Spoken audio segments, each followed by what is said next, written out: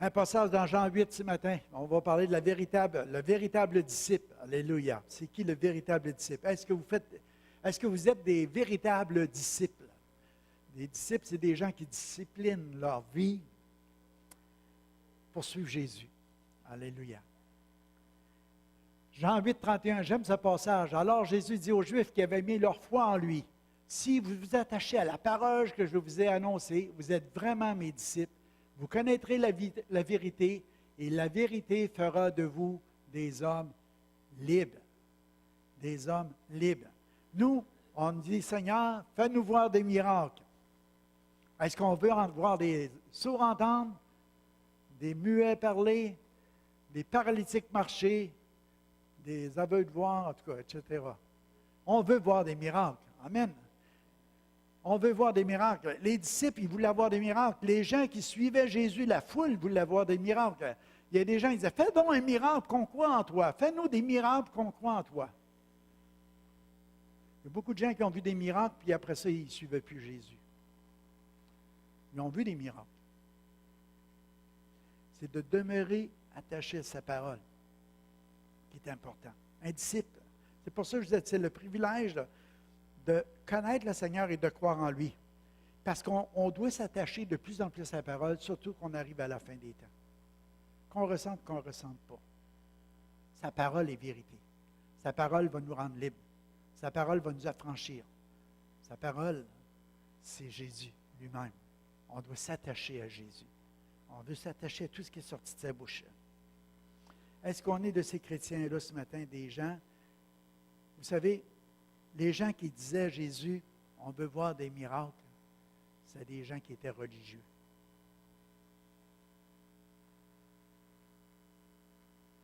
C'est drôle à dire. Hein? C'est les gens qui vivaient dans la tradition, qui s'étaient attachés à la tradition plus qu'aux paroles de Jésus, puis qui venaient voir Jésus et disaient, fais un miracle, on va croire en toi. Fais-nous un autre miracle, fais-en encore un autre. Puis là, le Seigneur a dit, il n'y aura pas d'autres miracles qui vont vous avoir été donnés que Jonas, comme celui de Jonas dans la baleine. Le Fils de Dieu va être toujours dans le sein de la terre. Il est en train de parler de sa mort et de sa résurrection. C'est ce qu'on vient de faire ce matin en rappel, en prenant la scène. Le repas du Seigneur. Il ne vous aura pas donné d'autres miracles que celui-là. Parce que c'est le plus important. Parce que c'est celui où ce que Jésus est venu pour donner sa vie par amour pour chacun de nous. C'est celui qui fait que si on y croit, si on le reçoit, qui nous a franchis du péché de son pouvoir. De la mort, il nous fait passer à la vie. Amen. C'est quelque chose d'incroyable. Il nous libère du Dieu de ce monde, de toutes les convoitises, de tous les liens charnels, de tout pourquoi qu'on vivait autrefois. Maintenant, on vit attaché à la parole de Dieu. Si je vis dans la foi au Fils de Dieu qui m'a aimé. Je m'attache à lui. Fait que le Seigneur ne désire pas juste nous voir croire en lui. Il veut nous voir nous attacher à sa parole. À sa parole. Vous connaîtrez la vérité et cette vérité vous rendra libre. C'est pour ça qu'il faut s'attacher à la parole.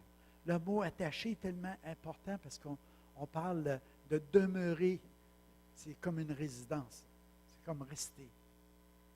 Rester à cet endroit-là. Vous savez ce qui s'est passé avec le peuple juif dans le désert? J'écrivais ça hier, il faut se souvenir du peuple juif. Qu'est-ce qu'a fait le peuple juif? Ils ont crié pour une délivrance. Sauve-nous! On est tanné de l'esclavage, on est tanné de faire des briques, on est tanné d'être soumis à cette gang-là. Sauve-nous! Le Dieu d'Abraham, le Dieu d'Isaac, le Dieu de Jacob, le Dieu de nos pères, le Dieu qui fait des miracles, sauve-nous! Dieu a suscité un libérateur, il a envoyé Moïse. Ils en ont vu des miracles. Vrai? Ils en ont vu des miracles. Pour que Dieu les fasse sortir par la main de Moïse de l'Égypte, il y a eu plein de miracles. Ils ont arrivé l'autre bord du Jourdain, l'autre bord de la mer Morte. Après qu'ils ont fait le passage, ils ont arrivé l'autre bord, et puis là, ils ont commencé à dire, on veut avoir de l'eau. On veut avoir de la nourriture. Nous étions emmenés ici pour qu'on meure de faim. Ils envoyaient des miracles. Pendant 40 ans, ils ont vu le ciel les nourrir. Le pain qui descend. Même à un moment donné, Dieu a envoyé des cailles. Il a fendu les rochers pour les abreuver. Ils ont vu des miracles, puis ils criaient après Dieu. Dieu, pourquoi qu'on est fait sortir d'ici? On va retourner manger la nourriture du monde. On va retourner manger du poireau, des navets, des oignons. Il y avait quelque chose qui venait du ciel pour les nourrir. Voyez-vous, le plan du Père, c'était pas juste de les sortir de l'esclavage. C'est la même chose pour chacun de nous ce matin. Le plan du Père, ce n'est pas juste de nous sortir de l'esclavage de nos péchés. Il y a un plan parfait pour chacun de nous autres. Il y a le pays promis, il y a la bénédiction, il y a de l'abondance. Le Père, il voulait juste les faire passer à travers le désert pour les conduire dans cet endroit-là où se coule le lait et le miel, où il y avait le meilleur pour eux autres. En attendant, il faisait plein de miracles. Il les faisait manger jour après jour. Il les abreuvait jour après jour. Toujours des interventions célestes pour eux autres. Ils avaient de la misère à croire. Moïse leur dit, ramassez de la manne juste pour une journée à la fois, sinon les vers vont se mettre dedans. Bon, on va ramasser pour 2 jours des coups qu'on a manqué demain. Toujours le peur d'en manquer. C'est le doute, c'est le manque de foi dans les capacités de Dieu pour prendre soin de son peuple qui venait de les sortir d'Égypte. Le Seigneur leur dit une parole dans Deutéronome, il dit, écoutez, je suis celui qui vous a fait sortir de l'Égypte, de l'esclavage. Si vous demeurez attachés à ma parole, si vous demeurez attachés à ma parole, vous allez être mon peuple précieux. Vous allez devenir une nation sainte, un sacerdoce royal. Vous allez devenir ceux qui vont m'offrir des parfums. Vous êtes une race privilégiée, vous êtes une race choisie. Parce que je vous ai fait sortir de l'esclavage, je vais vous conduire vers le pays de Canaan, le pays de bénédiction, de promesse. C'est la même chose pour chacun de nous autres. Dieu nous a fait sortir de notre esclavage parce qu'il nous emmène dans son plan précis, dans quelque chose de glorieux. Nous aussi, on est appelés un sacerdoce royal, une nation sainte, un peuple acquis, un peuple de racheté, pour célébrer la gloire de Dieu. On doit offrir à Dieu nos corps comme un parfum agréable. On doit offrir notre louange à Dieu comme un parfum qui est bon pour ses narines. On doit offrir notre bienfaisance. On doit offrir nos actions de grâce. On doit s'offrir totalement à Dieu, corps, âme et esprit. On est là pour offrir à Dieu par notre vie un parfum qui se répand partout. On est un peuple choisi pour ça, par Dieu. Des fois, on perd ça de vue. C'était des miracles au quotidien. Et je ferai pleuvoir pour vous du pain du haut du ciel. Qu'est-ce qui est arrivé? Ils ont commencé à murmurer, puis Dieu a entendu leur murmure. Murmurer contre l'autorité, murmurer contre la nourriture que Dieu lui donnait. Il n'était pas content. C'est triste. Deuxième diapositive, fais-nous voir des miracles. L'autre, nous en avons assez de la bonne nourriture. C'était rendu comme ça le peuple. La chair ne sert de rien, mais les paroles que je vous ai dites sont esprit et vie. C'était rendu un endroit où on a assez. On veut retourner en arrière. Pourquoi tu nous as fait quitter l'Égypte? Pourquoi on a sorti de l'esclavage? C'est comme si ça arrive à une place de dire, j'étais bien dans mes péchés, j'étais bien dans mes séductions, j'étais bien dans toutes ces choses-là.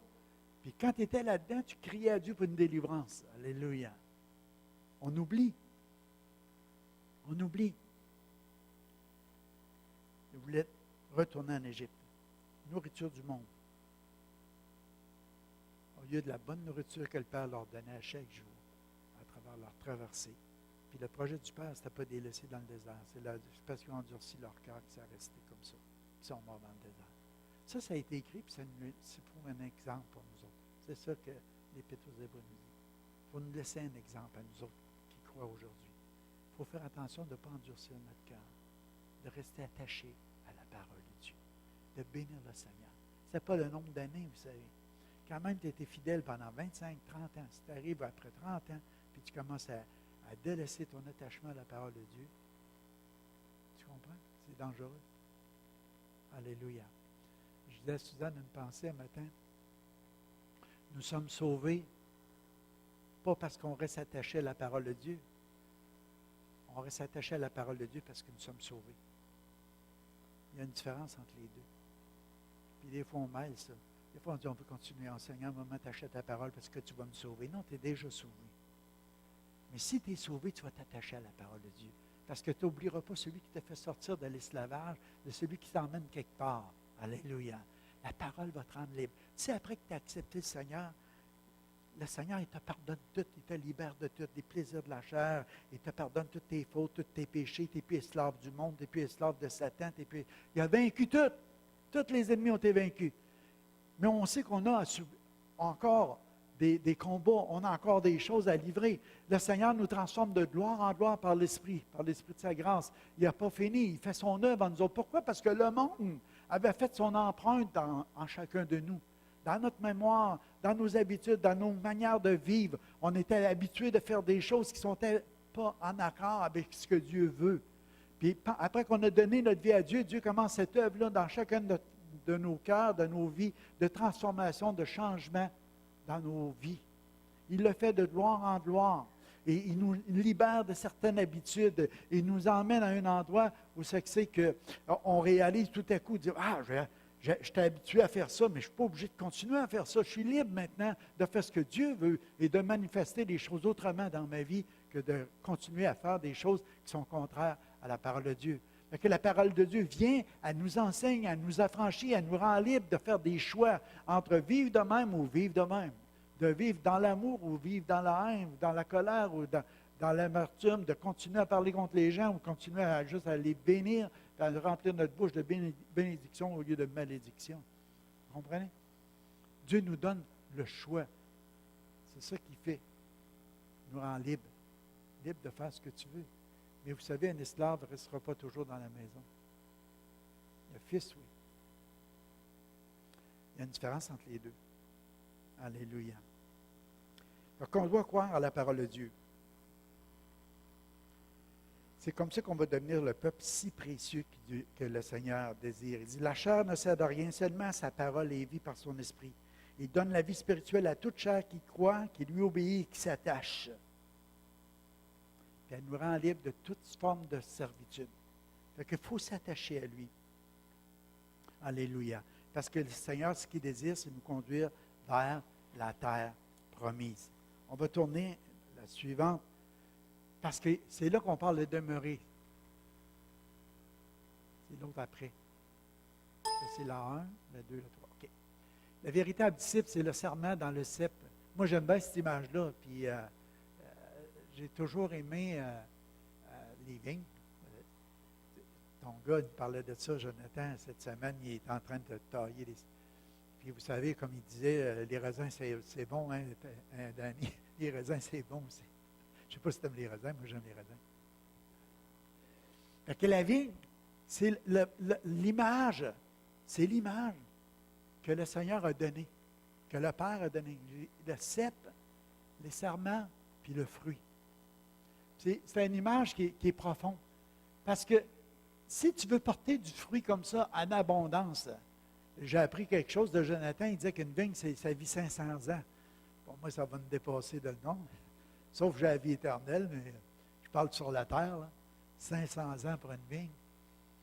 Mais c'est une belle image. Le croyant, nous autres, on est hantés à la vigne. Le peuple juif, c'était celui qui a été choisi. Mais ici, Dieu était capable de l'enlever à cause justement de son incrédulité, puis parce qu'il avait été un peuple choisi par Dieu, pour que le Messie naisse, puis qu'il vienne pour nous sauver. Mais nous autres, on a été hantés par la foi, parce qu'on était de la descendance d'Abraham, parce qu'on a cru la parole de Dieu. La première, ce qu'on entend, on croit ce que Dieu a fait, ce que Dieu a déclaré, ce que Dieu a dit. Même si on n'a pas vu Jésus pendu au bois, mourir sur la croix, bien, nous croyons, parce que la parole l'annonce. Puis la foi, c'est comme un don, je disais ça à Diane, ce matin on partageait. C'est un don qu'on reçoit de Dieu, c'est un cadeau, la foi, mais c'est à nous de la développer. C'est comme un muscle. La foi vient de ce qu'on entend. Plus que tu t'attaches à la parole de Dieu, plus que tu demeures dans la parole de Dieu, plus que la parole de Dieu demeure en toi, ça devient un. Mais plus que cette foi-là se développe, et puis on peut dire à cette montagne, jette-toi dans la mer, puis on va se jeter, parce qu'on va croire. Donc, je suis le cep, vous êtes les serments, celui qui demeure en moi, et en qui je demeure. Tu demeures en lui, mais en qui je demeure. Porte beaucoup de fruits, car sans moi, vous ne pouvez rien faire. Sans moi, vous ne pouvez rien faire.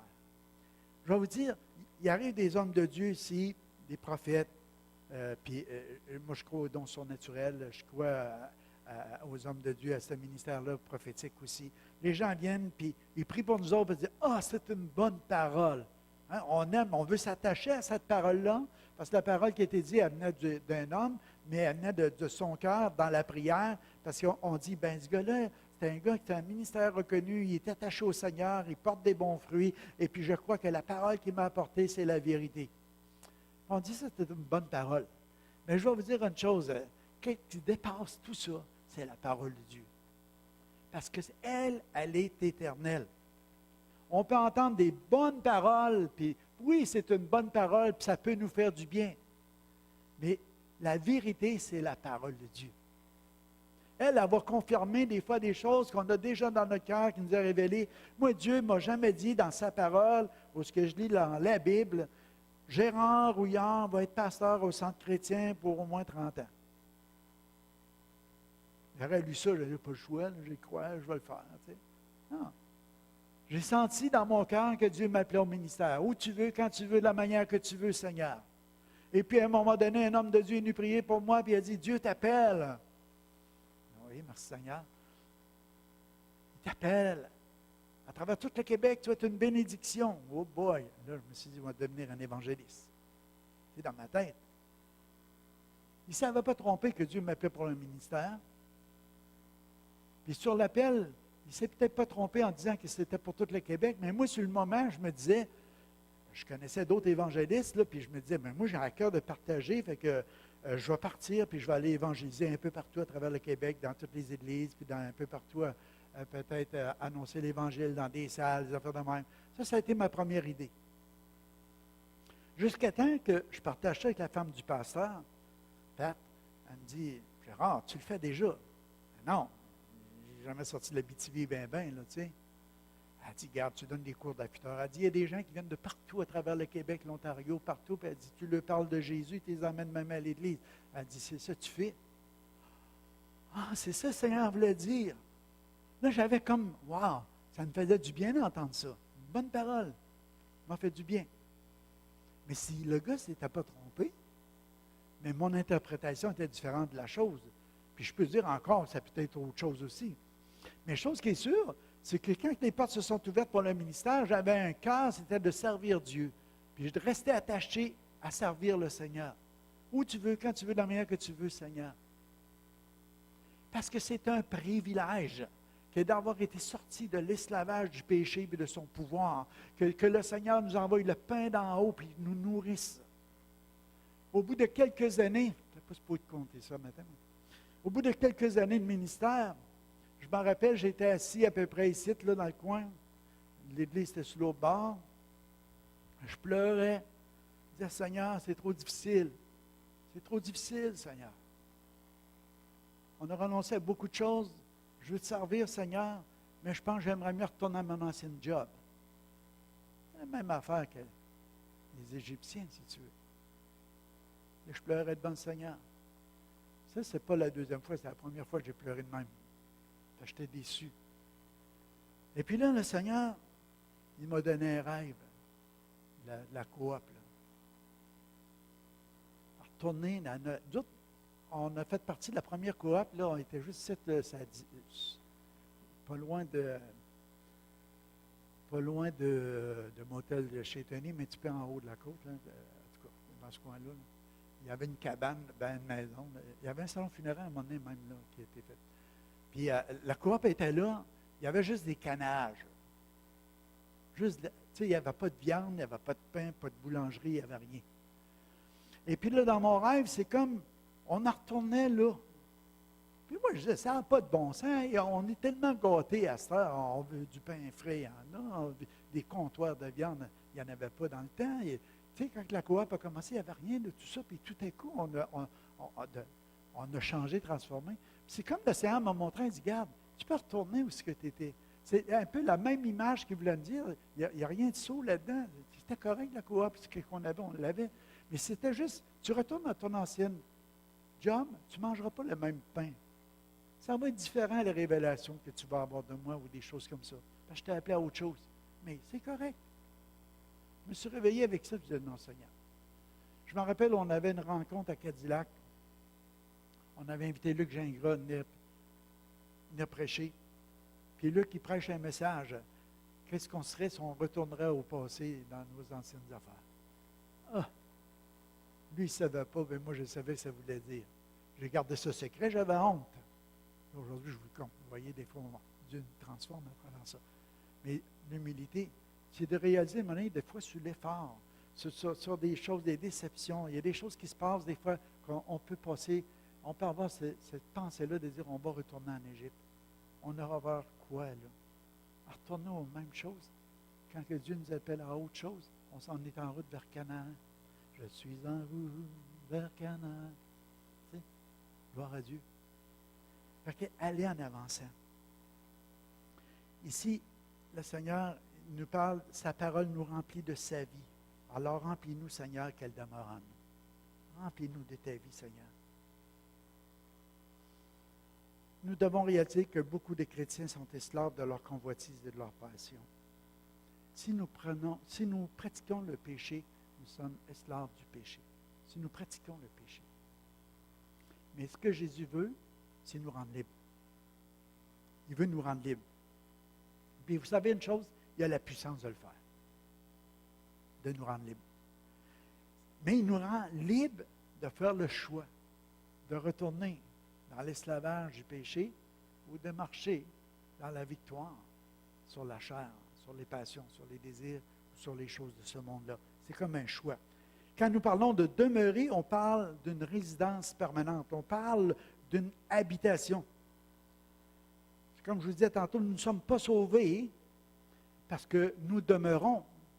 Nous demeurons parce que nous sommes sauvés, attachés à la parole de Dieu.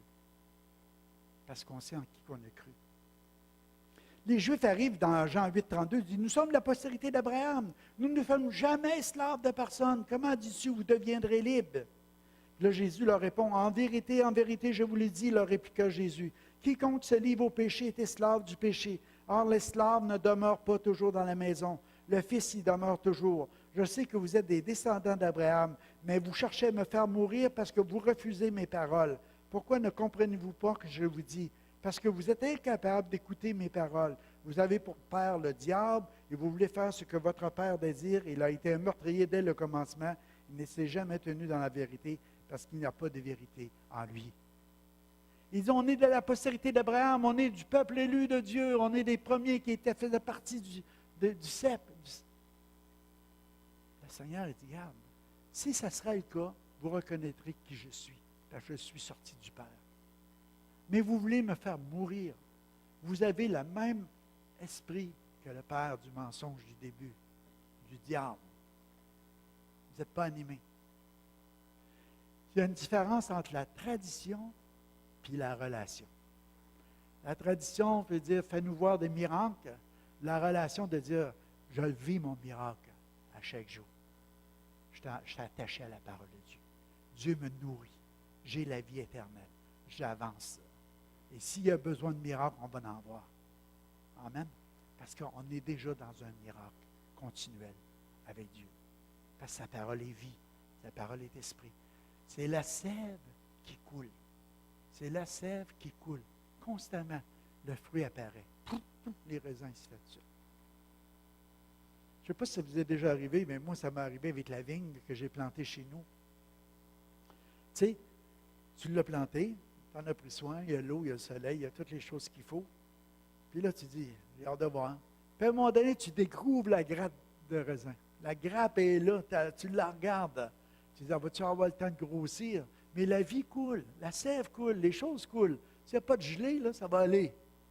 Puis à un moment donné, les raisins sont gros. Mais tu n'as jamais été là en train de dire à ta vigne, hey, produis-moi du raisin, moi je te coupe. Tu la coupes avant, elle produit du raisin après. Dieu veut retrancher ce qui ne produit pas de fruits aussi dans nos vies pour qu'on porte du fruit en abondance. On va aller à la suivante. Or, l'esclave ne demeure pas toujours dans la maison, le Fils y demeure toujours. Nous sommes devenus la maison, la résidence de Dieu.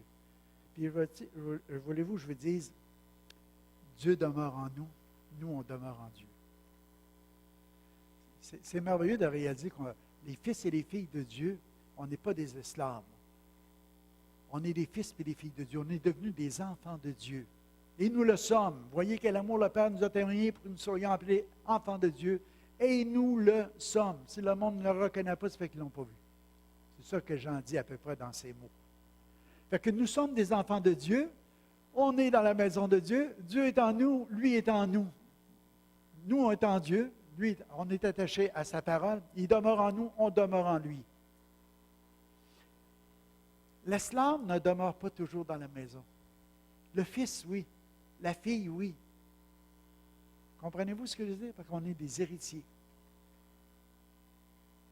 Fait que, est-ce qu'on va rester esclave des choses du monde quand Dieu nous a affranchis de ces choses-là pour nous rendre libres de faire des bons choix pour notre vie?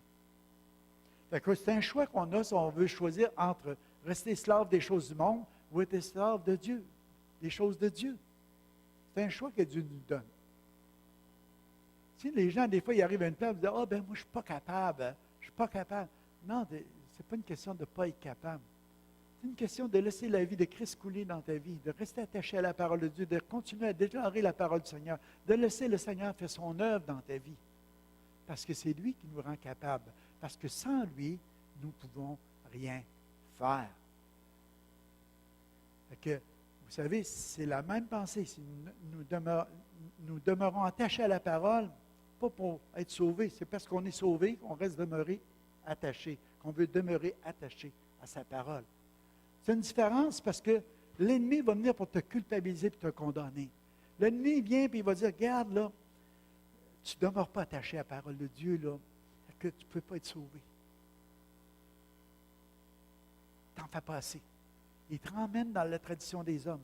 Il te ramène comme les Galates, insensés, dépourvus de sens. Tu t'avais bien commencé dans la foi, puis tu veux retomber dans la chair. Tu veux essayer de mériter les bénédictions de Dieu dans la tradition. Dieu, ce n'est pas ça. Demeure juste en moi. Que ma parole demeure en toi. Reste attaché. Parce que tu es sauvé. Tu vas voir ce que je vais faire dans ta vie. Ça va être glorieux. Et il n'y a plus de condamnation pour ceux qui sont en Jésus. C'est important ce que je vous dis ce matin. C'est la différence entre avoir la joie de ton salut ou de la perdre.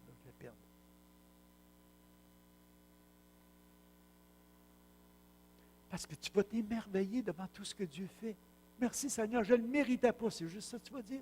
Je ne le méritais pas Seigneur, mais tu m'as nu, tu m'as lavé, tu m'as purifié, tu m'as sanctifié, tu m'as mis à part, tu as fait de moi quelqu'un de nouveau, une nouvelle créature, un fils, une fille de Dieu, héritier, co-héritier de toutes les promesses de Dieu, puis tu m'emmènes vers le pays promis, le pays où coule le lait et le miel, il n'y a plus de larmes, plus de deuil, plus de tristesse, plus rien de ces choses-là. Je sais parce que mon Rédempteur vit. Alléluia.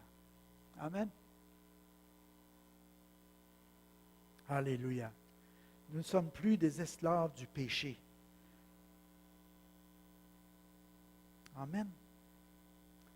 Parce que c'est bon de le réaliser. Je vais vous le lire parce que maintenant que nous sommes des fils et des filles de Dieu qui ne sont liés par rien, on est liés par rien. Satan n'a plus aucun pouvoir sur nous.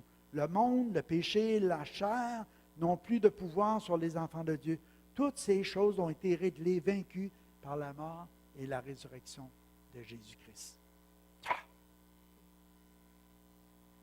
Tu sais, c'est comme le gars, là, où on prend l'exemple d'un chien. Tu sais, ton chien, tu l'attaches avec une grande chaîne de 50 pieds. Puis lui, il est habitué, quand il toque au bout, il sait qu'il ne peut pas aller plus loin. Il tourne dans son 50 pieds. Maintenant, son maître arrive, il le détache. T'es libre, mon ami. Tu peux jouer, tu peux courir, tu peux aller dans le champ, tu peux aller où tu veux. Il fait 50 pieds, puis là, il arrête avant même que la chaîne le retienne. Parce qu'il se pense encore pogné dedans.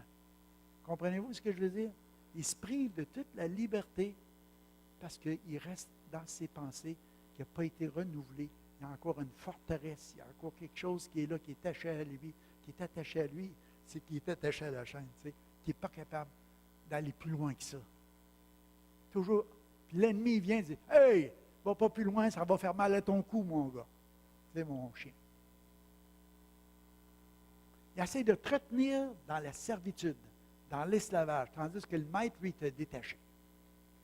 Tu es libre. Alléluia. Tu es libre de rester dans ton 50 pieds. Puis Puis tu es libre d'aller en faire 100 si tu veux. Amen. Alléluia. Les choses dont il veut nous libérer, ce sont toutes les choses que nous avons héritées du monde, la chair et de notre passé. J'écrivais la manière que nous pensons qui nous lie dans bien des situations dans le mensonge. Parce que c'est toutes des choses qui viennent du passé, qui nous habitent.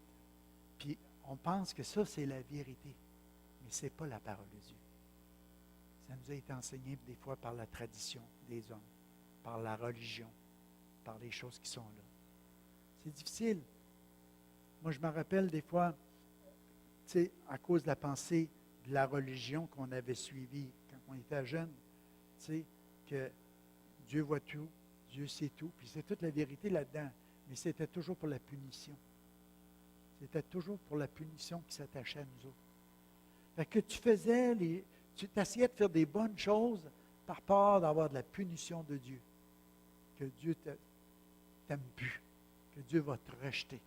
Quand Dieu nous a aimés au tel point qu'il est mort, il a envoyé son Fils mourir sur la croix pendant qu'on était des pécheurs, puis on ne le cherchait même pas. Fait que la vérité de Dieu vient, puis elle nous affranchit de toutes ces doctrines-là qui ne sont pas de Dieu, qui nous empêchent de vivre pleinement en harmonie avec la parole de Dieu, d'apprécier toute l'œuvre de la croix, de tout ce que Dieu a accompli dans nos vies.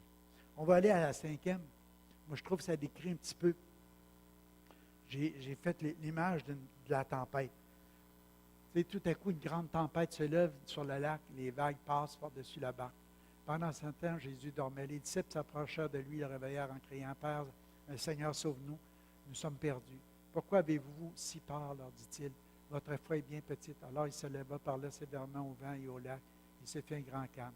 Saisis d'étonnement, ceux qui étaient présents disaient, « Quel est donc cet homme pour que même les vents et le lac lui obéissent? » J'écrivais à Jésus à bord de notre barque, que c'était à bon port. Vous savez pourquoi? Parce que ça décrit un peu l'image de la vie. Tu sais, tu commences comme chrétien, tu donnes ta vie au Seigneur, tu es tout béni, tu es tout excité, mes péchés sont pardonnés, ça va bien, alléluia, je suis libéré du péché. J'ai la jeunesse, moi j'ai même 28 ans. À 28 ans, wow, fort, jeune, tout excité, Dieu m'a sauvé, c'est le fun, on va de l'avant. Jésus avec nous autres, on n'aura plus jamais aucun problème. Puis là, tu rentres dans la vie comme ça, de la vie chrétienne, puis tu es béni, ça va bien. Jusqu'à temps que tout à coup, que le Seigneur dit, va, puis il traverse l'autre bord. Fait que tu pars d'un endroit, puis tu t'en vas à l'autre endroit. Il y a toujours une traversée, il y a un point de départ, puis un point d'arrivée. Mais entre les deux, il peut arriver bien des affaires. Moi, j'ai été traverser le lac de Galilée. J'ai été béni, je l'ai traversé 2 fois. Puis quand tu regardes les commentaires, tu vas le voir, c'est un lac qui a à peu près une vingtaine de kilomètres par 7-8 de large. Il y a des montagnes en arrière qui s'élèvent presque de 200-300 mètres, presque 1000 pieds. C'est plus bas que le niveau de la mer. Il y a tous des vents, il y a toutes sortes d'affaires qui peuvent arriver. Tu peux partir d'un bar, là, tu pars en sécurité, puis en plein milieu, tu peux te ramasser dans de la houle, puis comme tu peux avoir une traversée tranquille, puis tout va aller bien. Mais c'est comme ça la vie chrétienne. Tu donnes ta vie à Dieu, c'est glorieux, et là tu commences, puis tu t'en vas vers une traversée, mais à un moment donné, il y en arrive des tempêtes. Il y en arrive des situations imprévues, des choses que tu ne t'entendais pas, pantoute, qui arriveraient dans ta vie.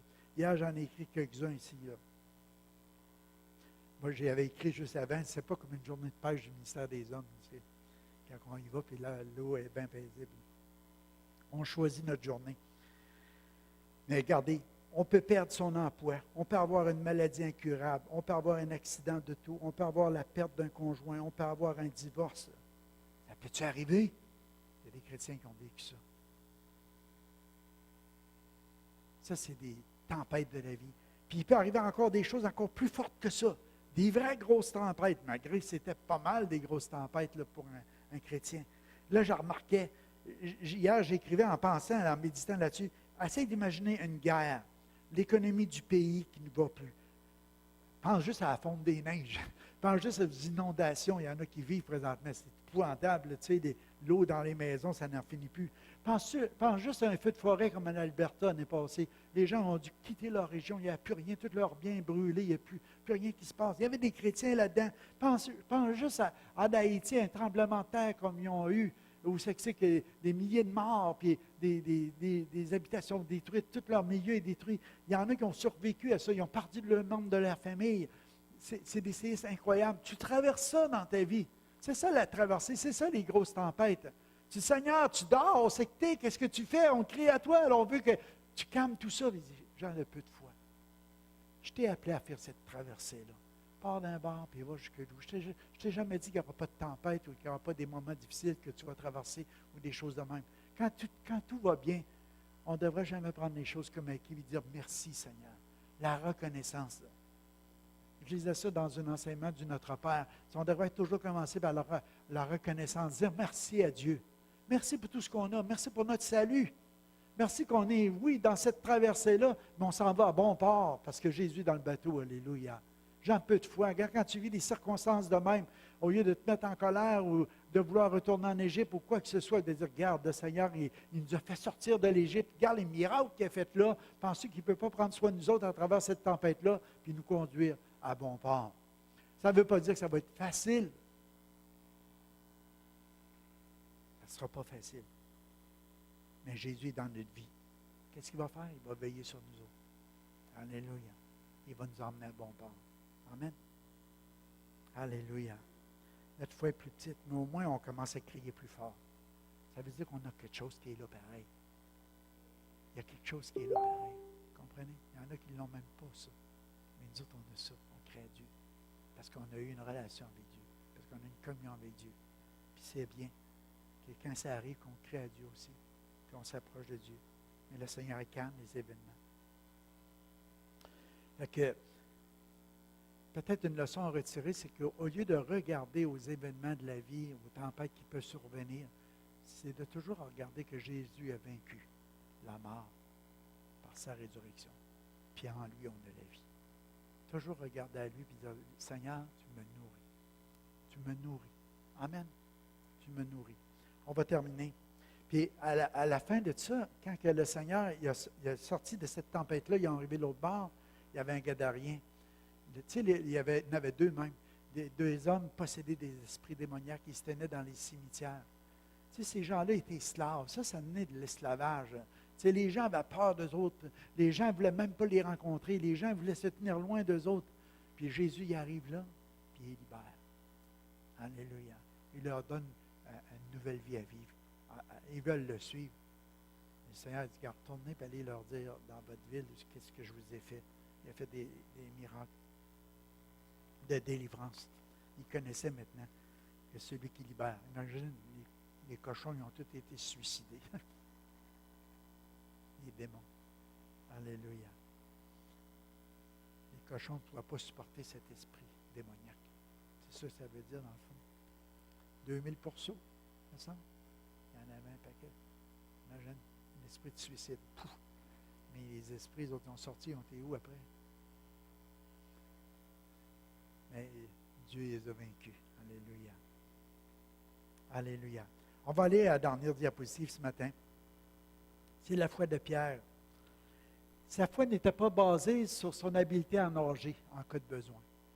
Il doit savoir dire, regarde, il y a une tempête, le Seigneur, il vient de faire des miracles. Tu sais, on parlait de « fais-nous voir des miracles ». Il vient de voir le miracle de la multiplication des pains. Le Seigneur nourrit 5000 personnes sans compter les femmes et les hommes, les enfants. Et puis à partir, tu sais, il fait une multiplication incroyable. À partir de ce miracle-là, le Seigneur, ils veulent le faire au roi. Puis le Seigneur, il ne veut pas, ce n'est pas le moment, il n'est pas venu pour ça, il est venu pour mourir sur une croix. Tu sais, je ne sais pas, moi, à la place de Jésus, j'aurais dit,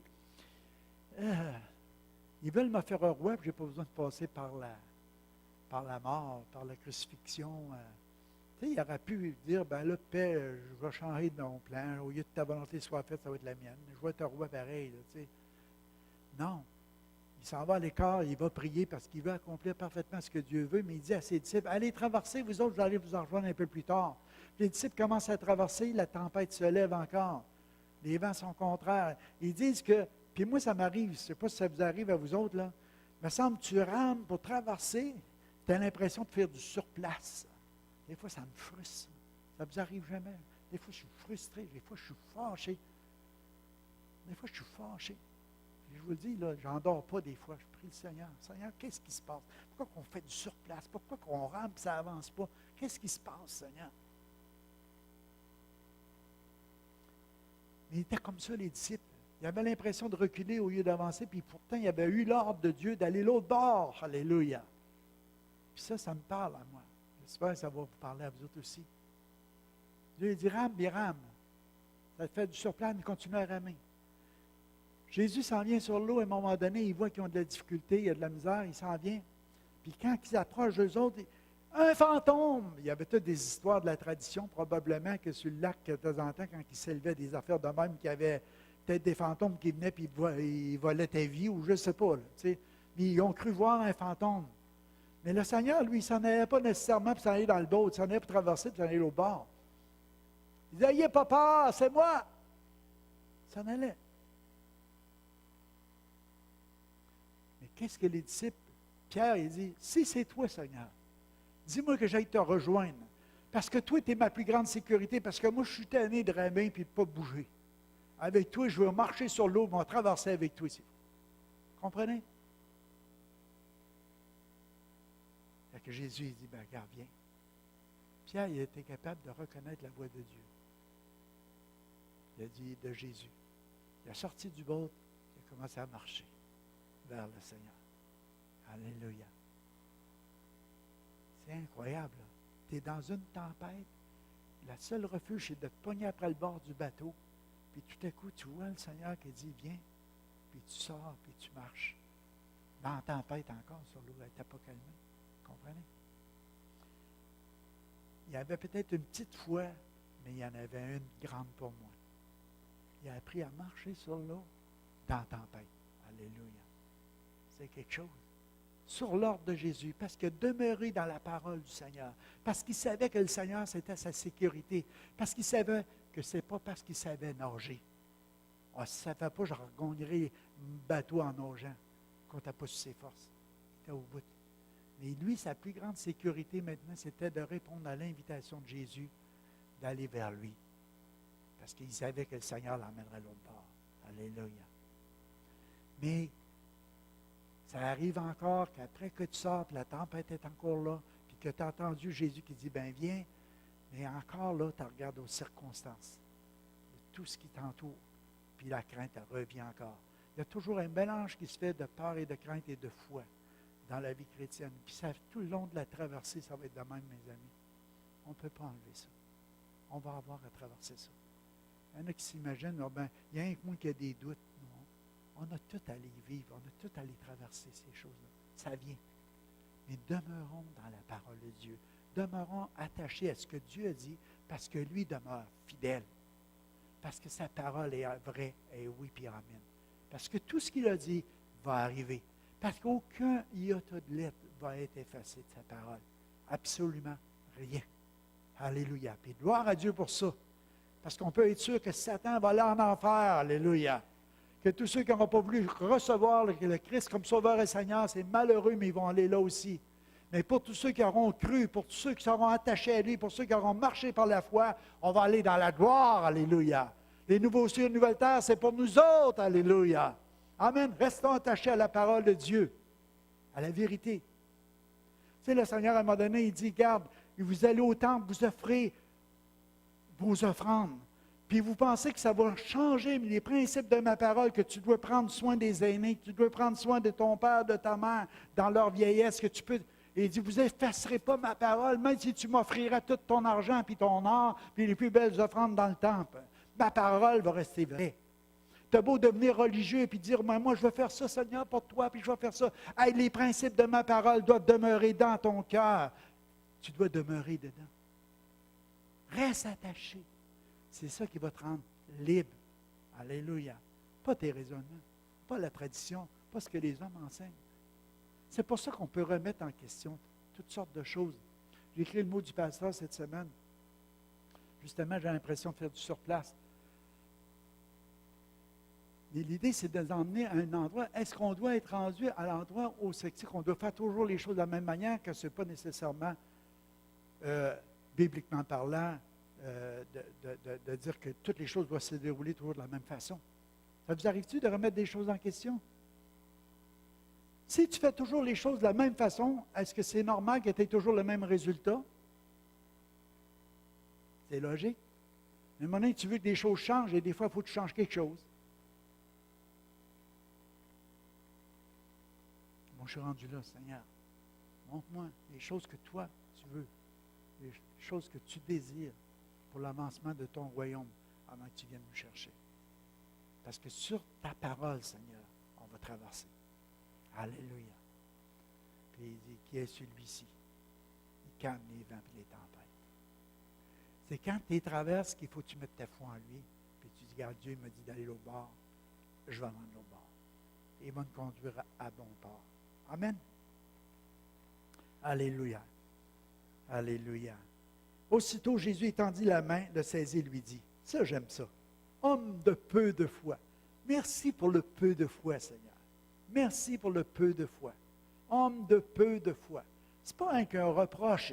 Il y avait assez de foi pour marcher sur l'eau. Alléluia. La foi vient de ce qu'on entend. Les gens ils ont dit, tu es véritablement le Fils de Dieu. Il a cessé le vent, la tempête. Je termine avec ça. Plus nous entendons sa voix, et plus nous lui faisons confiance. Plus nous désirons être près de lui, et plus nous désirons faire sa volonté. La foi en sa parole nous apporte à l'action et à l'obéissance.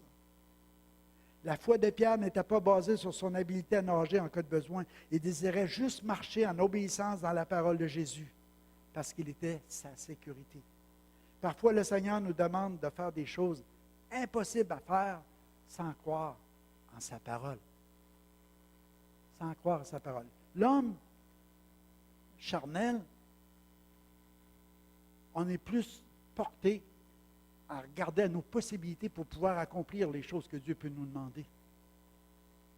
Mais si le Seigneur nous demande des choses, même si c'est des choses comme impossibles à l'homme, c'est là que Dieu va se glorifier à travers ces choses-là.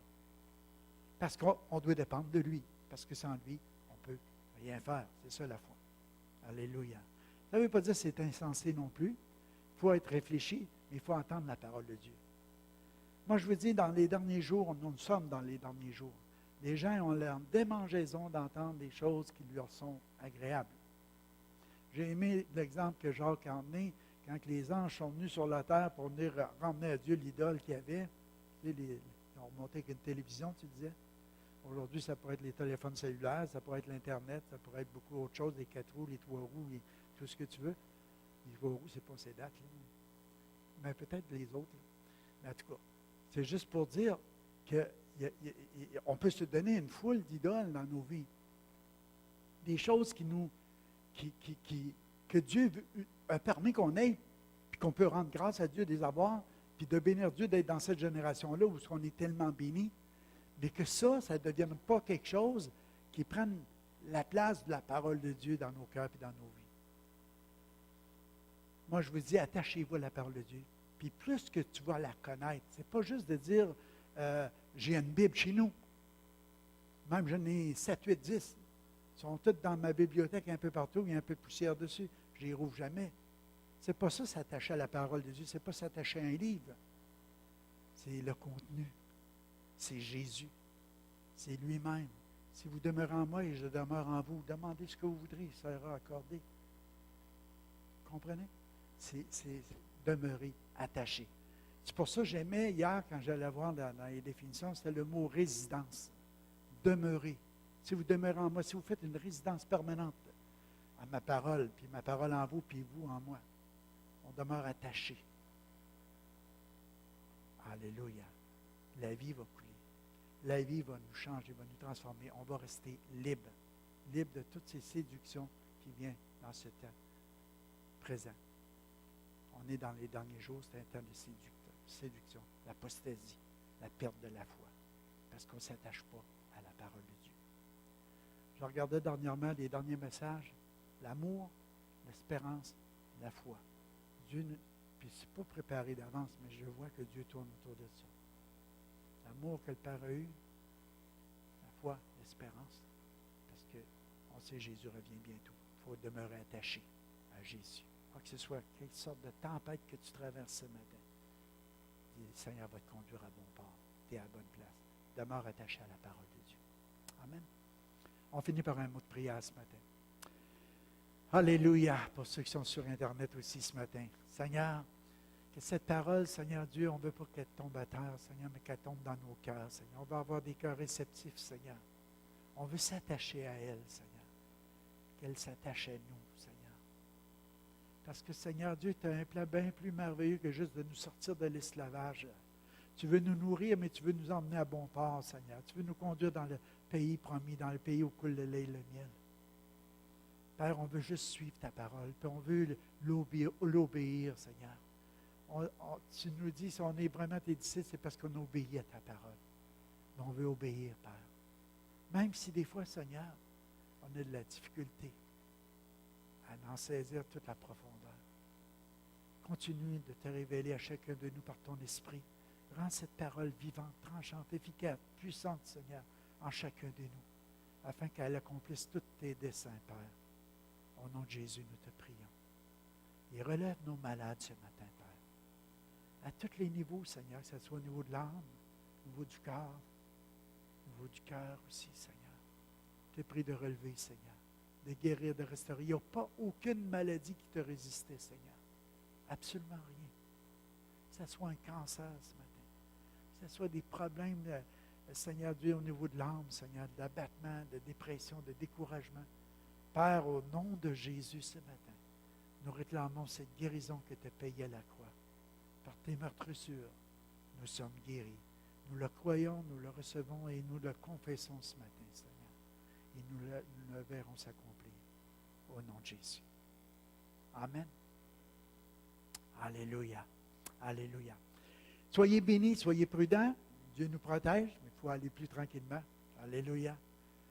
Passez une belle semaine. Mardi, il n'y aura pas de bureau comme tel. Je voulais le dire ce matin à Sébastien. C'est juste qu'on a un ministériel ici à Amos. Mais c'est juste pour les pasteurs de la région, les pasteurs avec leur épouse. On va être ici mardi dans la journée. On prend cette journée-là pour se rencontrer ensemble, les ouvriers de la région. Que soyez bénis, priez pour nous autres qu'on ait vraiment une belle rencontre. J'ai commencé à préparer cette rencontre-là. Et soyez bénis, passez une belle semaine. Amen. Si vous avez des besoins en prière, je suis toujours là. Ça me fait plaisir de prier, mais je pense que Dieu agit puissamment ce matin par sa parole.